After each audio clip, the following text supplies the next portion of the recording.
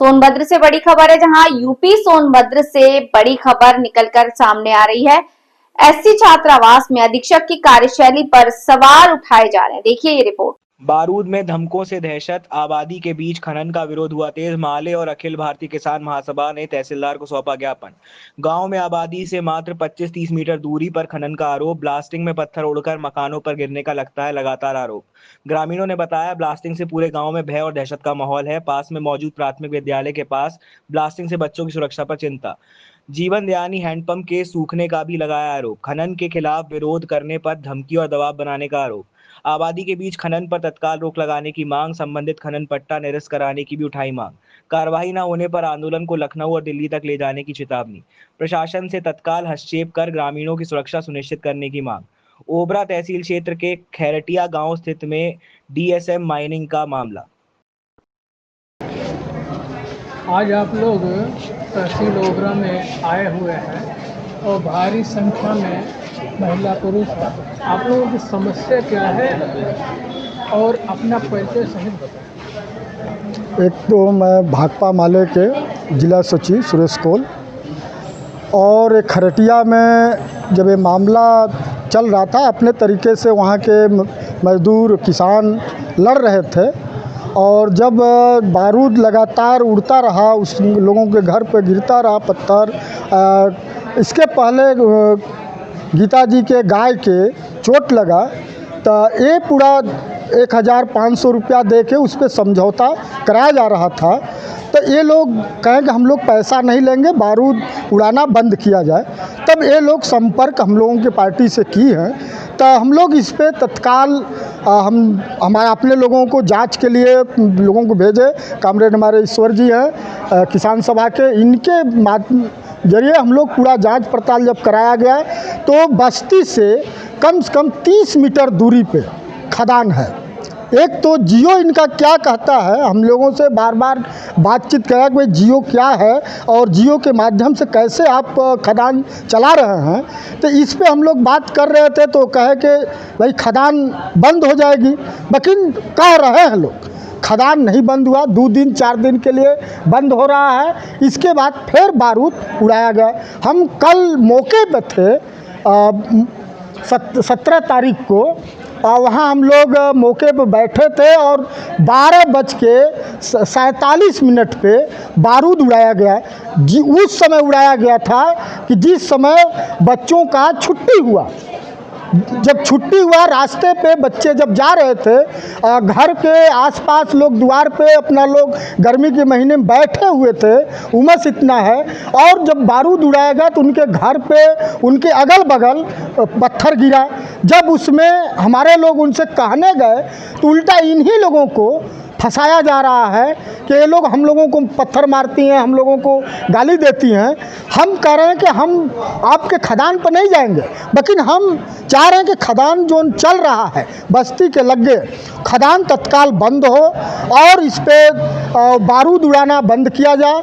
नहीं तो कभी बच्चों पे, चाहे पुरुषों पे, महिलाओं पे कभी न कभी घटना होना है, और इसको कार्रवाई नहीं ये लोग करते हैं तो हम लोग आज यहाँ हम लोग घोषणा करके जाएंगे, उसी ज़मीन पे अनिश्चितकालीन धरना चलाने का डिमांड करेंगे, और पूरे गांव में, पूरे ज़िले में हम सूचना देंगे, और पूरे ज़िले के लोग वही अनिश्चितकालीन धरना तिरपाल लगा के उसी खदान पे लोग बैठेंगे, और दिखा जाएगा कि डीएम साहब, चाहे डीएम साहब, चाहे तहसीलदार साहब, जो हमारे लोगों को बार बार संतुष्टि दे रहे हैं।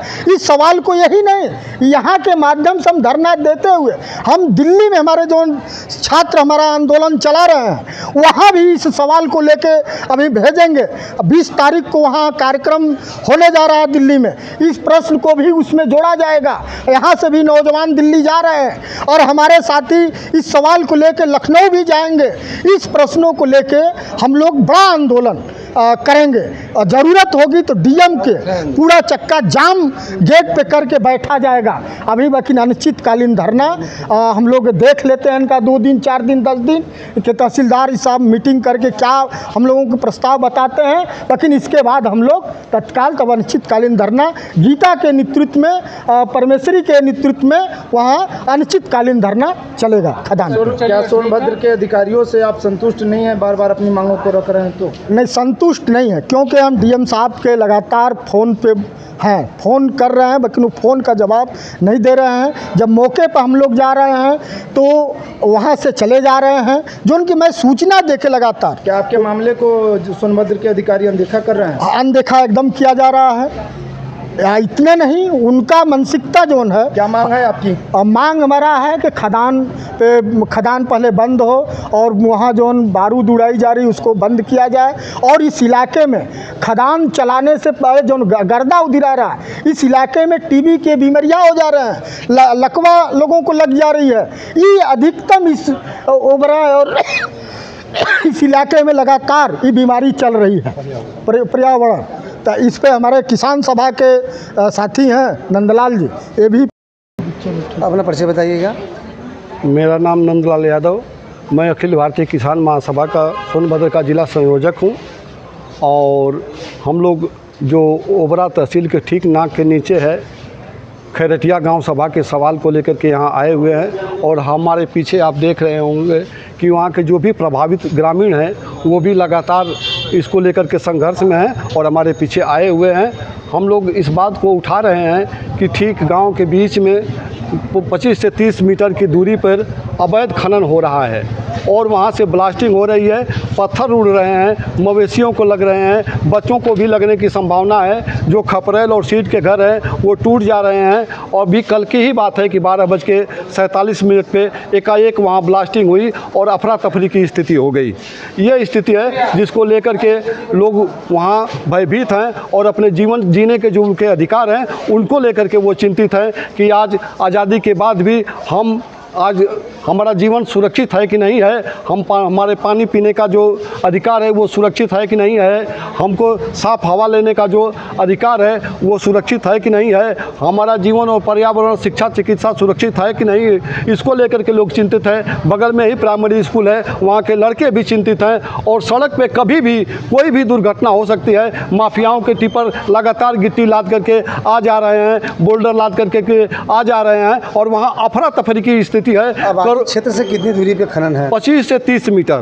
तो खनन आपको यहाँ तहसील पे आए हैं, जो तहसीलदार को ज्ञापन दिए, क्या आश्वासन मिला आपको? अभी तो तहसीलदार महोदय हम लोगों से ज्ञापन लिया है उन्होंने कहा कि हम बात करेंगे और कोशिश करेंगे कि उन जो है ग्रामीणों के जीवन की बहाली हो। एक जानकारी मिला है कि जो कि खनन व्यवसायियों द्वारा महिलाओं को पैसा भी दिखाया जाता है। पैसा दिखाना और वहाँ कुछ सौदे पाल रखे हैं खनन अधिकारी, दारू पिला करके महिलाओं को रात में गाली भी दिलवा रहे हैं। ये भी स्थिति है। किसी भी तरीके से साम दंड भेद जो भी हो सकता है सारे हथियार वहाँ पे अपनाए जा रहे हैं और उनके जीवन को दोयम दर्जे का से खनन चल रहा है। ये क्या शांति और कोई दूबे लोग हैं उन लोगों का जो है वो गठजोड़ है और ये इस तरह का सब है। अगर आपकी मांग नहीं पूरी की गई तो अगला कदम आपका क्या होगा?